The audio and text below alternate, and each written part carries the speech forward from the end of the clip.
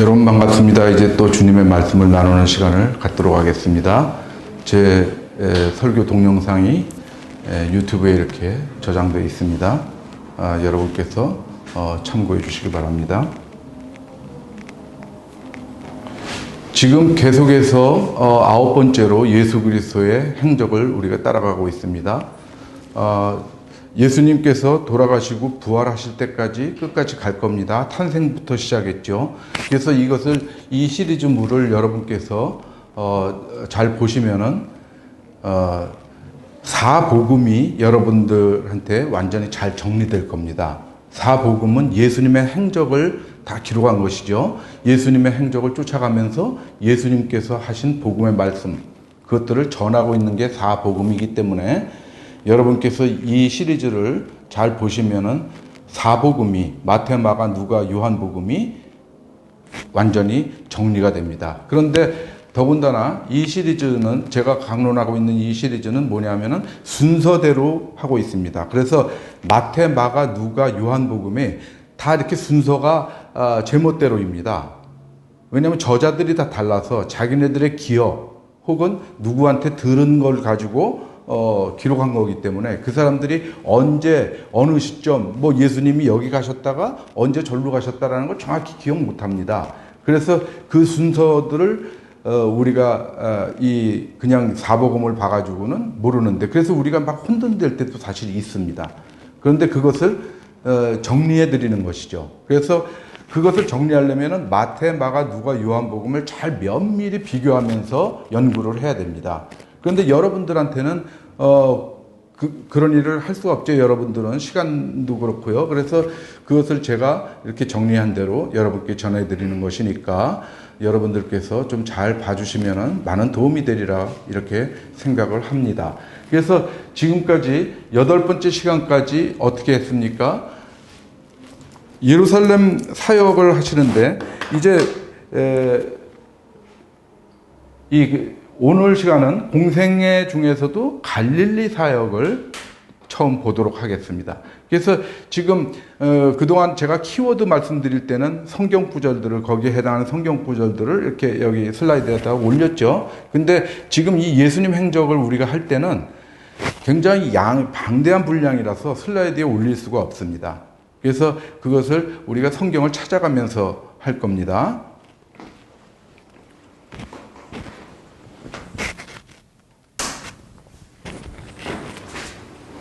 그래서 마태복음 4장을 보도록 하겠습니다. 마태복음 4장이요. 맨 처음에 순서가 갈릴리 사역을 시작하시는 것부터 시작합니다. 그 다음에 제자들을 전업 사역자로 부르시는 것. 그 다음에 베드로의 장모한테 방문을 하는 것. 그 다음에 갈릴리 순회전도. 그리고 시간이 되는 대로 이방 지역의 추종자들, 많은 추종자들이 있었죠. 그 다음에 예수님의 그 권세에 대해서 말씀하시고, 그 다음에 제자 마태를 합류시키는 일이 있죠. 그 다음에 세례 요한의 제자들이 와서 금식에 대해서 예수님께 묻는 것이 있습니다. 오늘은 그런 순서로 진행을 하겠습니다. 그래서 갈릴리 사역 시작을 할 때 마태복음 4장 12절을 보시겠습니다. 마태복음 4장 12절을 보면은 예수께서 요한이 잡혔음을 들으시고 갈릴리로 물러나셨다가 나사렛을 떠나 스불론과 납달리 지경 해변에 있는 가버나움에 가서 사시니 17절에요. 넘어가서 이때부터 예수께서 비로소 전파하여 이르시되 회개하라 천국이 가까이 왔느니라 하시더라. 본격적인 갈릴리 사역의 시작입니다. 그런데 마태복음, 마가복음, 누가복음, 즉 우리가 공관복음이라고 얘기하는 3복음에서는 어떻게 나오느냐면 이 갈릴리 사역이 예수님께서 세례 요한한테 세례를 받으시고 광야에서 금식하시고 시험 받으신 후에 바로 갈릴리 사역이 나옵니다. 그냥 그동안에 어떤 준비 과정 없이 금식하신 다음에 바로 시험 받으신 다음에 바로 갈릴리로 가셔서 갈릴리 사역을 시작하는 것처럼 나옵니다. 그런데 실은 그렇지 않죠. 그 사이에 많은 일들이 있었습니다. 그것이 요한복음에 기록되어 있었습니다. 그래서 요한복음, 제가 요한복음 예루살렘 사역 쭉 얘기를 했죠. 어떻게 됐습니까? 여기 마태복음, 마가복음, 누가복음에서는 예루살렘, 여기서 세례 받으시고 여기서 유대 지역에서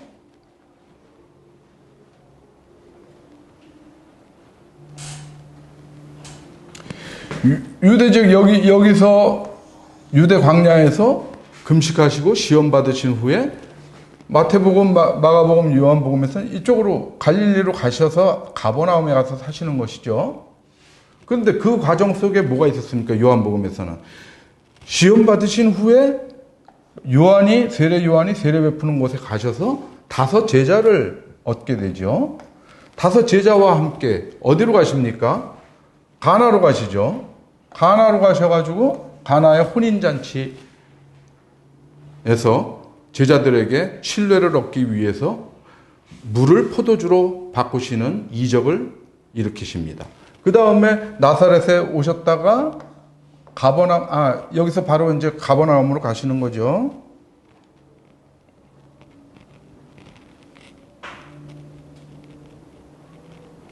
여기서 혼인잔치에 계셨다가 가버나움에 잠깐 가셨다가 다시 오시는 것이죠. 왜 가버나움에 가셨다고 제가 설명드렸습니까? 가버나움에서 본격적인 전도 사역을 하시기 위해서 거기에 있는 모든 것들을 갖다가 제반 여건들을 다 점검하러 가신 것이죠. 머무실 곳 이런 것들을. 그 다음에 나사렛으로 오신 거고, 그 다음에 여기까지가 공생의 준비 기간이라고 제가 말씀드렸고요. 공생의 첫 번째 유월절을 맞아서 이 제자들, 여기서 만났던 5 제자들을 데리고 어디로 가십니까? 예루살렘으로 가시죠. 유월절에는 항상 예루살렘을 방문했습니다. 그것은 예수님 소년 시절에도 예수님 부모 요셉과 마리아가 유월절마다 항상 예루살렘에 갔다라는 말이 나오죠, 성경에.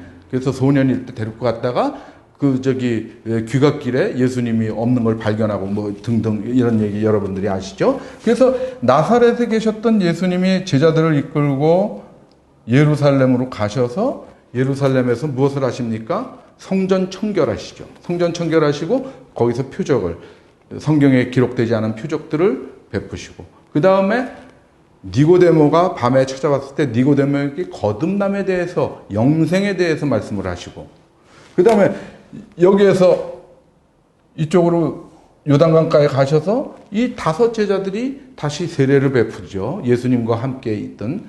그래서 그때 세례를 말씀드렸죠. 예수님하고 그 일행이 세례를 베푼 걸로 아는데 예수님은 세례를 베푼 적 없죠. 제자들이 세례를 베푼 겁니다. 형식적 세례이기 때문에 그런 것이죠. 예수님은 세례 요한이 주는 형식적 세례를 주지 않았습니다. 그러나 그것의 필요성은 인정하신 것이죠. 어떤 그 세례, 형식적 세례는 우리의 각오니까요. 우리가 앞으로 그런 방향으로 살겠나이다라는 마음의 각오이기 때문에 그런 형식도 필요하기 때문에 제자들한테 그런 세례를 주게 하셨던 겁니다. 그때 이쪽에서 살렘 에논 이쪽에서 세례 베풀던 요한이 사로잡혀서 갈릴리로 가고자 하셨을 때 이쪽을 통과 못하고 사마리아로 통과하시면서 사마리아 여인을 수가 야곱의 운물에서 만나시죠. 그래서 거기서 영생의 샘물을 얘기하시고, 그 다음에 영적 예배, 참된 예배, 영과 진리 속에서 드리는 예배에 대해서 말씀을 하십니다. 그리고 어디로 가십니까? 다시 가나로 가시죠. 그 여정은 여러분들께 지난 시간까지 자세히 말씀드렸지만 지금 정리하고 있는 겁니다. 그냥 이렇게 수만 여러분들께 말씀드리고 있는 겁니다. 여기에서 가나에서 다시 왕의 신하의 아들을, 가버나움에 있는 왕의 신하의 아들을 고쳐주시죠. 원거리 치료입니다. 원거리 치료. 가나에서 명령하셔서 가버나움에 있는 아들이 나음을 받게 되죠. 그 다음에 가나에서 나사렛으로 오셔서 나사렛에서 고향에서 말씀을 전하는데 잘 듣던 그 고향 사람들이 보니까 요셉의 아들, 마리아의 아들, 저 목수. 근데 네가 그런 얘기를 해? 그래가지고 그 말을 할 때는 좋은 얘기다라고 들었지만 그 사람이 어떤 사람 신분이 드러났을 때 무시했죠. 그래가지고 배척했습니다. 그래서 배척을 받으시고 이제 가버나움으로 가신 겁니다. 그래서 오늘 마태복음, 여기서 마태복음, 마가복음, 누가복음에서 시작하는 겁니다. 마태복음 17장에서 뭐라고 얘기해요? 이때 비로소 전파하신다. 캐리소 동사인데 전파하신다. 캐리고 말하고. 여러분들이 아시죠? 복음 선포. 대중적인 복음 선포를 갈릴리에서 시작하시는 겁니다. 그런데 여기까지, 지금까지 제가 간단하게 말씀드린 이 여정이 마태복음, 마가복음, 누가복음에는 없습니다.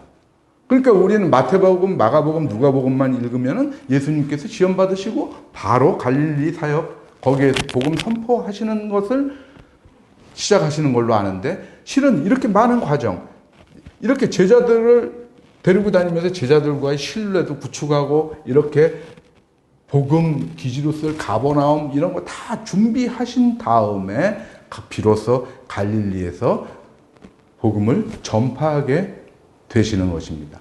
그래서 보면은 어차피 여정이기 때문에 그런 것들을 좀 따집니다. 예수께서 요한이 잡혔음을 들으시고 갈릴리로 물러나셨다가, 이렇게 간단하게 묘사하고 있죠. 마태복음에서는 그 과정, 세례 요한이 잡혔음을 들으시고 갈릴리로 물러나셨다. 이 사이에 있던 모든 요한복음의 내용이 그 한 구절로 마태복음에서는 이렇게 정리하고 있는 것이죠. 그리고 그 다음 구절에 나사렛을 떠났죠.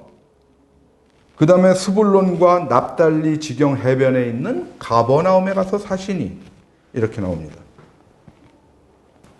그래서 보면은 여기서 여러분들이 보실 것이 납달리와 스불론, 납달리 땅과 스불론 땅이 이 갈릴리 지방을 얘기하고 있죠. 갈릴리 지방은 이쪽입니다. 여기를 이렇게 아우르는 갈릴리 호수 근처가 갈릴리 지방이겠죠.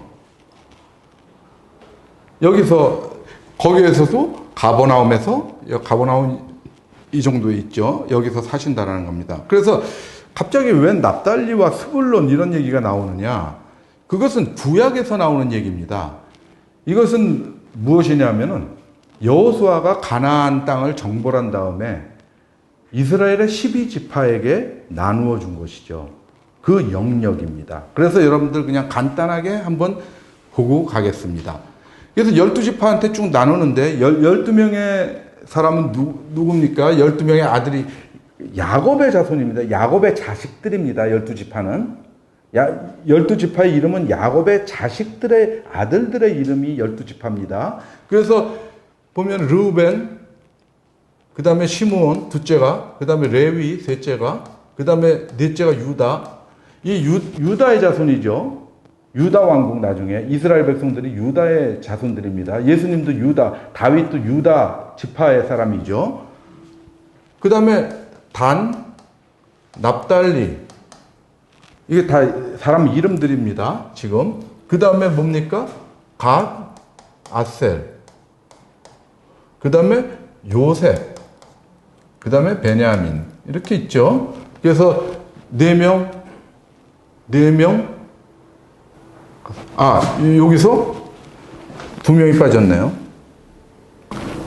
이사갈, 그 다음에 스불론, 그 다음에 요셉, 베냐민, 이렇게 됩니다. 그래서 12명의 아들이 됩니다. 이거 자세히 아실 필요는 없습니다. 그냥 우리가 한번 훑고 지나가는 겁니다. 저는 신약 중심, 예수님 중심으로 쭉 하지만 가끔 구약에 여러분들이 좀 알아둬야 될 상식은 좀 전하고 가는 것이죠. 그래서 이것이 이제 레아가 난 네 아들이죠. 레아는 누굽니까? 레아는 야곱이 부인을 얻으러 자기 삼촌 라반의 집에 갔는데 딱 보자마자 반한 사람이 있었죠. 그게 라헬이죠. 영어로 하면 레이첼. 그 여자 이름으로 많이 씁니다. 이것이 라헬입니다. 라헬의 자식입니다. 그래서 라헬을 부인으로 얻으려고 삼촌한테 얘기를 했죠. 너 7년 일하면 내가 라헬을 네 처로 줄게. 그래서 7년 열심히 일했는데 라반이 어떻게 했습니까? 사기쳤죠. 첫째 딸을 줬습니다. 그러고 나서 막 항의하니까 7년 더 하면은 네가 원하는 라헬, 그 예쁜 라헬을 너한테 주겠다. 야곱이 사랑한 건 라헬이었습니다. 전적으로 사랑한 건. 그래가지고 레아가 결혼해가지고 아들들을 숭둥숭둥 나니까, 승풍승풍 나니까 라헬이 보고 기분이 나쁜 거죠. 그래서 그 종 비라를 야곱한테 바쳐서 두 아들을 얻게 합니다. 그러니까 또 레아가 나도 가만히 못 있지. 자기 여종 실바를 갖다가 또 야곱한테 줘서 두 아들을 얻게 합니다. 그 다음에 레아가 다시 낳습니다. 두 아들을 또 낳습니다. 레아가 직접 낳은 아들이 6명이죠. 근데 이 비라가 난 단과 납달리는 라헬의 자식 취급을 받는 거고, 이렇게. 왜냐하면 여종에게서 난 자식은 그 여주인의 자식으로 치부됐습니다. 그래서 레아의 자식은 4명에서 8명이고, 라헬의 자식은 4명으로 간주되는 건데, 직접 난 게 요셉이죠. 그죠? 요셉과 베냐민. 이 요셉은 누굽니까? 애굽으로 팔려간 요셉입니다. 이렇게 전부 배다른 형제들이었기 때문에 이 형들이 요셉을 거리낌 없이 애굽에다가 팔아 넘길 수도 있었던 겁니다. 엄마가 다른 자식들이니까 그런 행동들이 나왔던 겁니다. 그래서 요셉하고 베냐민 일으키는데 쭉 이제 다 지파, 이때 여호수아가 있을 때는 이 사람들은 존재하는 사람들이 아니죠. 야곱의 자식들이니까요. 그러니까 이 사람들이 이 애굽에 들어갔다가 모세가 데리고 나오는 거죠. 모세가. 근데 이게 420년 만에 나오는 거죠. 430년이니까 430년이죠. 애굽에서 430년 살다가 모세가 나오는 거기 때문에 이건 옛날인데, 이 사람들의 자식으로 지파가 형성이 됐습니다. 우리는 르우벤 지파다, 우리는 레위 지파다. 모세는 누굽니까? 레위 지파 사람이죠. 삼손은 누굽니까? 단 지파 사람입니다. 단. 뭐 이렇게 다 지파가 있었던 거죠. 그래서 이렇게 나눠줬습니다. 가서 가나안을 정벌한 다음에. 근데 이제 원래는 이쪽 요단강, 여기가 요단강이죠. 요단강 서쪽으로만 가나안 땅이어서 여기를 하나님께서 약속하신 땅인데, 여기 있습니다. 여기 빨간색으로 길르앗이라고 되어 있지만 이것은 길르앗은 정벌한 족속이고, 갓이 이제 여기 갓 있죠. 갓이라는 갓 지파와 르우벤 지파가 모세한테 그러죠. 우리가 그 가축이 많은데 보니까 이쪽이 길르앗의 땅이 목축하기가 너무 좋으니까 우린 여기 그냥 있겠습니다. 안 들어가고. 그러니까 모세가, 야, 너네 그 다른 형제들은 다 요단강 건너가서 엄청나게 싸워야 되는데 너네들 여기 요단강 안 건너고 여기 있겠다는 거야? 그거 안 돼. 그러니까 우리가 애들하고 뭐 여자들은 다 이쪽에다가 이제 털을 잡아놓고 우리는 들어가서 싸우겠습니다. 싸워서 이긴 다음에 돌아오겠습니다. 이렇게 약속을 하죠.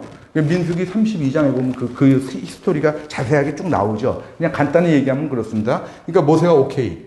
근데 그 성경에는 이제 자세히 안 나와 있지만 므낫세 파 중에서도 어느 정도의 사람들은 여기에 가다고 르우벤처럼 자기네들도 여기 남았으면 했던 것 같아요. 그러니까 이제 모세가 그냥 해서 이렇게 므낫세 지파 중에서 반은 이쪽에, 그 다음에 갓 지파, 르우벤 지파 이렇게 했던 것이죠. 그래서 보면은 재밌는 게 뭐냐면은 이게 라헬의 이렇게 레아의 자손들은 이렇게 연결되고 있습니다. 그죠? 레아의 자식, 첫째 아들 르우벤, 둘째 시므온, 셋째는 레위 지파한테는 땅을 나눠주지 않았습니다. 레위 지파 사람들은 제사장 역할, 성전 맡고 어떤 그 유대교의 지도자가 되면서 이 사람들은 나머지 사람들한테 11조 뭐 이런 걸 받고 그랬던 것이지 자기네가 땅을 분깃으로 받지는 못했어요. 그 사람들의 역할은 그거였기 때문에. 그래서 이렇게 르우벤, 시몬, 유다, 그 다음에 뭡니까? 여기에 갓. 다 레아의 자식들이죠. 저기 그 종한테서 낳든 뭐 했든 이렇게 해서 연결이 쭉 되고 있죠. 아무래도 그 같은 엄마 뱃속에서 나온 사람들끼리 유대감이 좀 더 있겠죠. 그 다음에 라헬은 뭡니까? 단, 베냐민, 에브라임, 므낫세, 또 므낫세, 납달리 이렇게 쭉 연결되고 있습니다. 그래서 스불론과 납달리 그러면은 스불론은 레아의 후손, 납달리는 라헬의 후손 이렇게 됩니다. 그런데 여기가 여하튼 스불론과 납달리 지방이 이제 갈릴리 지방이 되는 것이죠. 그래서 보면은 무엇입니까? 이게 근데 이제 여기서 여러분들이 헷갈려 하는 것이 그럼 요셉은 어디 갔냐? 여기 베냐민은 여기 있는데 베냐민 지파는 이렇게 땅을 조그맣게라도 받았는데 막내니까. 근데 요셉은 없지 않느냐? 그러면 뭐 므낫세, 에브라임은 누구 자식이냐? 이 사람들이 요셉의 아들입니다. 요셉의 아들 둘이 있었는데 요셉한테는 아들 둘한테도 상당한 지분을 준 겁니다. 왜? 요셉의 공이 그만큼 컸기 때문에 그런 것이죠. 그리고 야곱이 유언을 하면서 에브라임 이런 사람들을 굉장히 축복을 했죠. 그죠? 그래서 이제 아무튼 그건 구약의 얘기니까요. 그 배경은 그렇습니다. 그래서 아니 갑자기 무슨 뜬금없는 스불론과 납달리 지경이냐 라는 것에 대한 설명을 잠시 드리고 가는 것입니다. 그러면 마태복음 그 17장에서 쫙 해서 이때 비로소 전파에 이르시되 회개하라 천국이 가까이 왔느니라 하시더라. 그 다음에 제일 먼저 하시는 것이 무엇입니까? 전업 사역자, 제자들을 다시 부르는 겁니다. 여기 이제 그 18절에 보면 갈릴리 해변에 다니시다가 두 형제, 곧 베드로라 하는 시몬과 그의 형제 안드레가 바다에 금을 던지는 것을 보시니 그들은 어부라. 정확하게 직업이 나옵니다. 예수님께서 나를 따르라. 사람 낚는 어부가 되게 하리라. 그들이 곧 그물을 버려두고 예수를 따른다. 거기서 더 가시다가 누구를 불러요? 세베대의 아들 야고보와 그의 형제 요한을 부르죠. 그러니까 그들이 따릅니다. 그래서 여기서 부르시는 제자가 베드로, 안드레 형제죠. 베드로, 안드레 형제고 플러스 야고보, 요한이죠. 이렇게 네 명을 갈릴리 해변에서 부릅니다. 그래서 보면 갈릴리를 한번 보겠습니다. 갈릴리가 어떤 곳이냐? 갈릴리 바다는 여기죠. 갈릴리는 여기입니다. 갈릴리 호수요. 여기에서 이제 고기 잡는 어부들인데, 뭐 호수에서 무슨 고기 잡아가지고 뭐 먹고 살겠어? 이렇게 생각을 했죠. 그런데 보면은 갈릴리 호수가 어느 정도 규모인가를 한번 보겠습니다. 갈릴리 호수는 갈릴리 바다라고 하는데 호수죠. 뭐냐, 민물입니다. 바다는 민물이 아니지 않습니까? 바다의 정의는 뭐냐면 들어오는 데는 있는데 나가는 데가 없는 게 바다입니다. 들어오는 물이 있고 나가는 물이 있으면 절대 짜지지 않죠. 그래서 민물 상태가 유지되는 게 호수인 거고, 그래서 엄연히 갈릴리는 호수죠. 그래서 여기 이제 누가복음에서는 게네사렛 호수라고 그러고요. 게네사렛 호수라고 그럽니다. 이렇게 게네사렛 지명을 다 딴 거죠. 갈릴리라는 것은 갈릴리 지역. 갈릴리 지역은 이렇게 지금으로 따지면 우리식으로 하면 도. 그런 개념이죠. 갈릴리 도에 있는 게네사렛 시, 뭐 이런 거죠. 근데 누가복음에서는 게네사렛 호수라고 불렀고, 그 다음에 요한복음에서는 디베리아 호수라고 불렀습니다. 요한복음에서는 디베리아 호수, 유명한 지명들을 따서, 그리고 구약 때는 여기를 긴네렛이라고 했습니다. 긴네렛 바다. 긴네렛은 이 악기, 하프, 뭐 이런 하프 종류의 악기입니다. 악기처럼 이렇게 생겼죠. 하프 같은 모양으로. 그래서 구약에서는 다 긴네렛이라고 그랬습니다. 근데 신약에 와서는 이제 그 지명들을 붙여서 각기 불렀는데 가장 이제 그 일반적인 명칭이 갈릴리죠. 그런데 이 갈릴리는 뭐냐면은 여기서 여기까지 제일 긴 거리가 21km. 엄청나게 큰 호수입니다.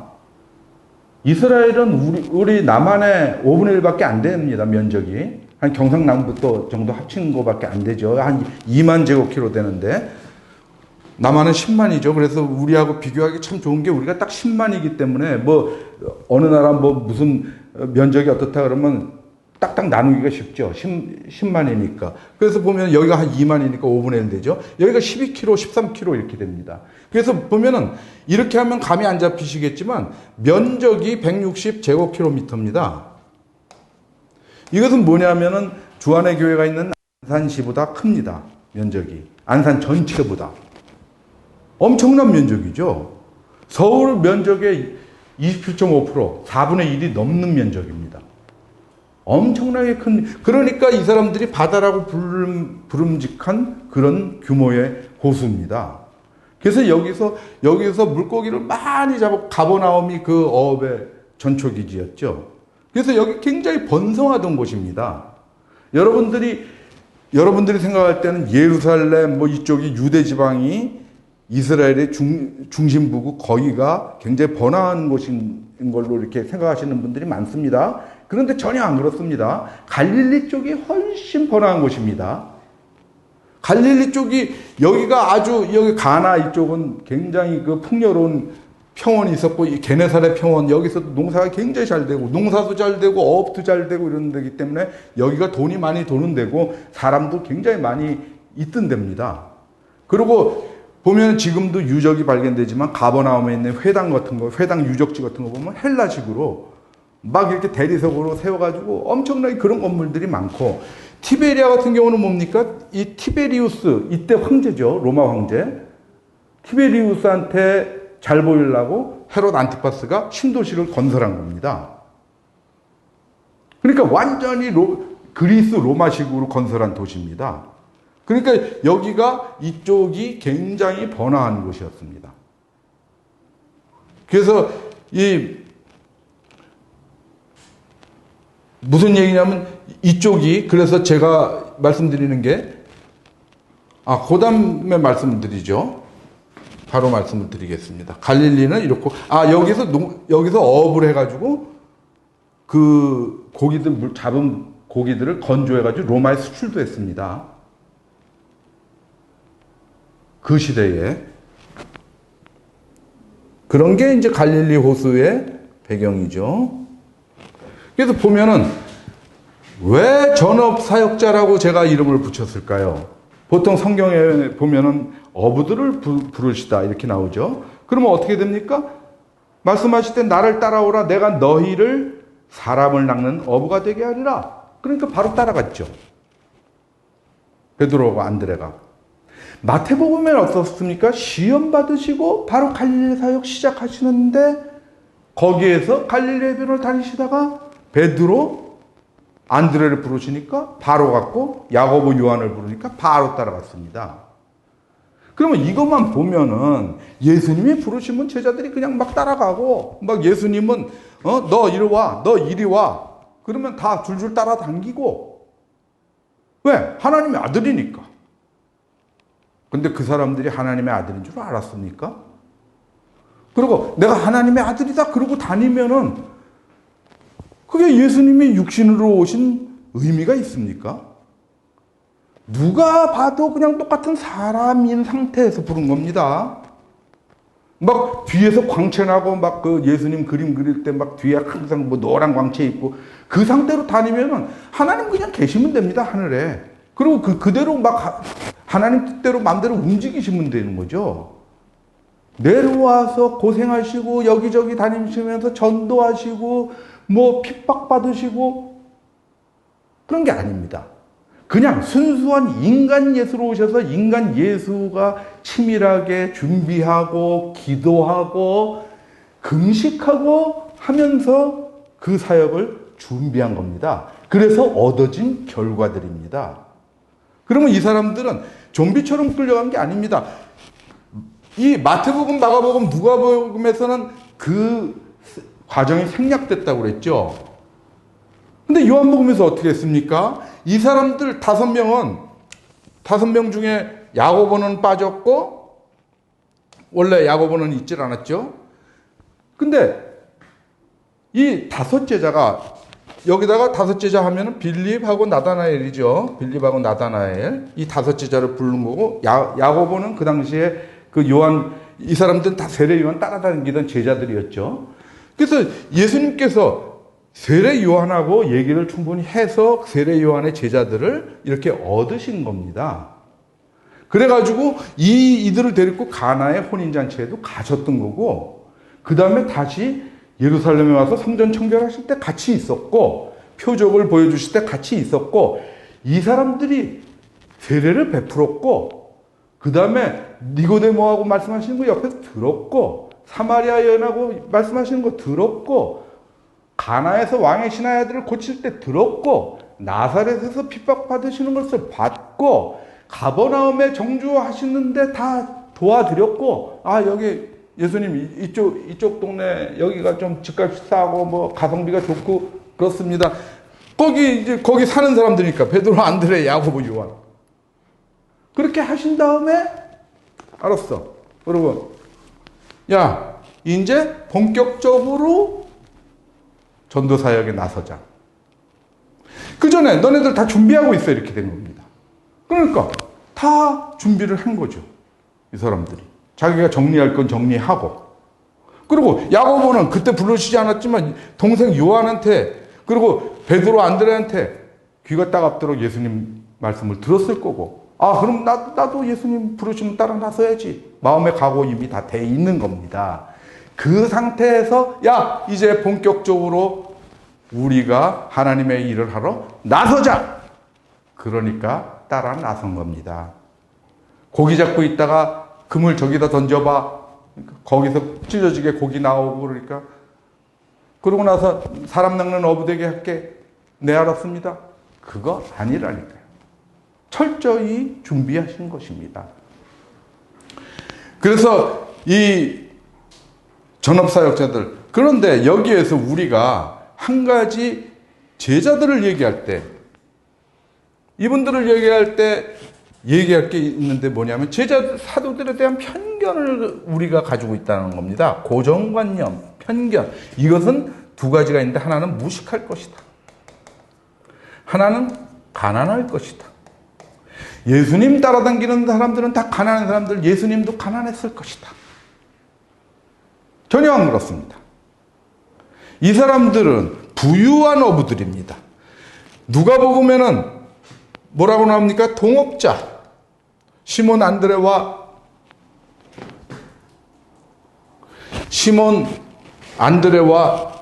동업하는 자, 야고보, 요한이 동업자라고 그랬습니다.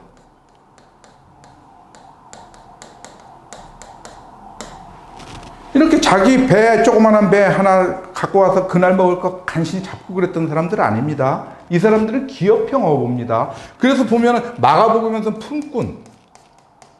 품꾼과 그 아버지를 버려두고 따르니라 이렇게 나오죠. 야고보, 요한이. 그러니까 사람들도 많이 쓰고 품꾼들도 많이 쓰고 그렇게 했던 사람들입니다. 아마 기록에는 없지만 이 사람들은 그렇게 말려서 로마에다가 그 수출한 그런 업자들이었을 수도 있습니다. 그래서 가난하지 않다. 예수님 또한 가난하시냐? 가난하지 않다. 왜? 아까 갈릴리 얘기할 때 뭐라고 그랬습니까?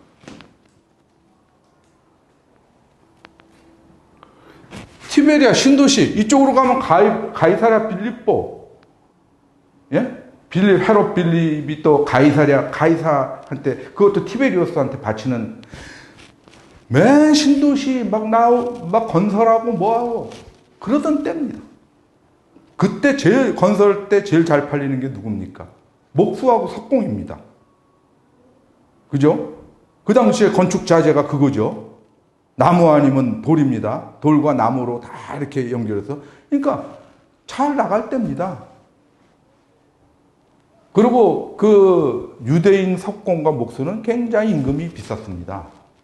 굉장히 퀄리티가 높은 그런 분들이었기 때문에. 그러니까 왜 그러느냐? 그러면 부자냐? 부자는 아니겠죠. 뭐 이렇게 떵떵거리는 부자는 아니지만 아주 우리가 그냥 고정관념 속으로 생각하는 그 가난함, 그런 게 아닙니다. 이 사람들은 누가 쓰러지고 병들 뭐 다치고 하면 치료해 줄 수 있는 정도의 여력을 다 가지고 있었던 사람들입니다. 우리 성도들도 그 정도의 삶을 살아야 됩니다. 우리가 사치하고 막 욕심을 재물욕에 사로잡혀서 살라는 게 아니고요. 그렇지만 전혀 가난하게 사는 게 미덕이라는 말이 아닙니다. 열심히 노력해서 일해서 남을 도울 수 있을 정도로 살면은 그것이 좋은 삶입니다. 그리고 자기가 궁핍해서 누구한테 빌어먹고 가서 돈 빌리러 뻑하면 돈 빌리러 다니고, 그것은 하나님께 영광 돌리는 삶이 아닙니다. 우리가 어느 정도의 적을 가지고 남을 도울 수 있는, 그래야 남을 돌아볼 수 있거든요. 내가 그 모든 거에 병에 찌들고 가난에 찌들면 남을 돌아보지 못합니다. 그전 남이 나를 어떻게 도와주나, 그것만 기다리는 사람이 됩니다. 수동적 사람이 됩니다. 우리의 신앙생활은 수동적인 게 기다리는 게 아니고 나아가는 겁니다. 그러면 이웃을 향해서도 우리가 나아가려면 어떻게 해야 됩니까? 우리가 그런 경제적인 어떤 여유도 가지고 있어야 됩니다. 그래야 내 이웃을 내 자신처럼 사랑하라, 그 말씀을 받아들일 수가 있는 겁니다. 그래서 두 가지 편견 중에 하나는 여러분들이 절대 가난하지 않다. 그럼 무식한 사람들이냐? 고기 잡는 사람들은 무식했느냐? 절대 그렇지 않습니다. 이 사람들은 다 랍비입니다. 랍비 수준입니다. 유대교. 그래서 예수님께서 제자들을 보고 너희는 랍비라 칭함을 받지 마라. 그런 거 좋아하지 마라. 이겁니다. 선생은 하나요. 나. 너희는 다 형제다. 이렇게 말씀하신 겁니다. 마태복음 23장에 나오는 말씀입니다. 정확히 성경에 나온 얘기를 하는 겁니다. 이들이 학문이 없는 범인인 줄 알았다가 깜짝 놀랐습니다. 누가? 안나스, 가야바, 대제사장들, 사내들인 그 공회 의원들, 관리들, 서기관들이 누구한테? 베드로, 요한한테. 그들 앞에서 예수님 얘기를 전하는데 이 사람들이 보통 사람들이 아닌 겁니다. 성경에 자세히는 안 나왔지만 뭐라 그러냐면 무식한 사람인 줄 알았다가 깜짝 놀랐다라는 얘기가 나오죠. 근데 이 사람들이 얘기한 주제는 예수 그리스도가 구세주라는 그 이름 외에는 구원받을 만한 다른 이름을 준 적 없다. 사도행전 4장 12절에 그렇게 말씀하시고 13절에 바로 이렇게 얘기하는 거죠. 반응이 나오죠. 그 사람들의 반응. 근데 이 사람들이 구약 이런 거 정통한 사람들입니다. 세상시 헬라 문화, 이 헬라 문화권에 있었던 거죠. 헬레니즘. 그런 걸 다 끼고 있던 사람들입니다. 그 당시의 철학, 스토아 학파, 에피쿠로스 학파. 제가 지금 무슨 엉뚱한 유식한 소리 하는 것 같죠? 성경에 나옵니다. 에피쿠로스와 스토아 학파들하고 사도 바울이 아테네에서 논쟁했다라는 게. 그런 거를 다 아는 사람들입니다. 절대로 무식하지도 가난하지도 않습니다. 무식한 사람이 갑자기 성령 받고 유식해지는 경우는 없습니다. 그렇게 사용하지 않습니다. 하나님은 인간을 사용할 때 어거지로 쓰지 않습니다. 뭐냐면 그가 가지고 있는 것을 활용합니다. 영어를 잘하는 사람, 선교하면 좋죠. 내가 선교의 뜻이 활활 타오른다고, 그래서 하나님께 능력 달라고 기도하면 내가 갑자기 영어를 잘하게 됩니까? 그런 거 없어요. 그러면 영어 못하는 나는 선교를 못하니까 가치가 적은 것입니까? 아닙니다. 그런 뜻이 아닙니다. 하나님은 자기가 가지고 있는 탤런트에 따라서 쓰시는데 그것을 다 귀하게 여기시는 겁니다. 그러므로 여러분은 남의 능력에 대해서 욕심 부리고 질투하고 부러워하지 마십시오. 자기 능력, 자기가 하는 것을 더욱더 조금 더 잘하려고 노력하십시오. 그리고 그것을 베푸는 것이 사랑입니다. 우리가 보통 사랑 그러면 너무 거창하게 생각합니다. 우리가 다 테레사 수녀 시우바이처처럼 사랑할 수 있습니까? 그럴 수 없습니다. 그들이 할 수 있는 능력이 할 수 있는 걸 우리가 똑같이 할 수 있습니까? 없습니다. 그러나 내가 잘할 수 있는 것들이 있습니다. 어떤 사람은 말씀을 전하는 거, 어떤 사람은 상담하는 거, 어떤 사람은 봉사하는 거, 어떤 사람은 선교하는 거, 어떤 사람은 구제하는 거, 다 다릅니다. 그것이 똑같이 같이 있습니다. 똑같이. 하나님 보시기에 똑같은 사랑입니다. 그것을 베풀면은 그것이 하나님을 사랑하는 것이 됩니다. 그래서 여러분들은 그런 거를 교회 생활할 때도 항상 그렇게 생각을 하십시오. 내가 잘할 수 있는 것, 이런 것들을 찾아서 하시기 바랍니다. 그래서 우리가 이 사도들에 대한 편견을 버리자라는 겁니다. 그래서 여기만 하고 오늘은 끝나겠습니다. 여기까지 말씀. 마태가 어떻게 됐습니까? 여기서 마태복음에서는 마태, 자기 이름 자기가 제일 잘 알겠죠. 근데 마가복음, 누가복음에서는 레위라고 나옵니다. 이름이. 레위라고 나오는데 예수님께서 어떻게 하십니까? 마태 보고 여기 세관에 앉아서 열심히 일하고 있었던 마태겠죠. 그를 보고 나를 따르라 그러니까 따랐습니다. 바로. 이 그냥 성경에 나오는 거, 성경은 뭐냐면 시시콜콜한 거 다 이면사를 적지 않으니까요. 그때 이루어진 일만 정리를 해서 적은 겁니다. 그러니까 나를 따르라 그러니까 갑자기 일어나서 따른 게 아니죠. 배경이 다 있는 겁니다. 마태는 누굽니까? 이 세무공무원입니다. 이 사람은 누구하고 연결이 돼 있겠습니까? 어업을 크게 하는 베드로, 안드레, 야고보, 요한 이런 사람 등등하고 잘 아는 사이겠죠. 또 한 동네 사람이고 가버나움에 있고 충분히 들었을 겁니다. 이 사람들이 뭐 전도했다기보다 마태도 메시아를 기다리는 사람 중에 한 명이었을 겁니다. 그렇게 합류가 되는 것입니다. 그래서 여러분들 보시면은 이 성경을 볼 때 제가 이렇게 히스토리적으로 역사적인 것들로 현실적인 얘기들을 하면서 하시는 게 여러분들은 미신적 신앙에서 벗어나라는 겁니다. 하나님께서 천지를 창조하신 것부터 예수님께서 우리에게 오신 것까지 모든 것이 합리적인 과정, 합리적인 원리에 의해서 된 것이고, 그래서 그런 것들을 우리가 믿을 때 우리의 믿음이 흔들리지 않습니다. 미신적 믿음을 가지고 있으면 시시각각 우리의 상황에 따라서 우리의 신앙이 흔들립니다. 그래서 우리는 확고하게 이런 것들을 아시고 편견과 고정관념 이런 것들에서부터 벗어나시기를 바랍니다. 예수님께서 오신 목적도 우리에게 진리를 알게 하시고 우리에게 자유를 주게 하시고 그 자유를 가지고 우리가 그 자유의 율법대로 심판받을 자처럼 말도 하고 행동도 하게 하시려고 오셔서 진리를 말씀하신 것입니다. 오늘 말씀은 여기까지 전하도록 하겠습니다. 감사합니다.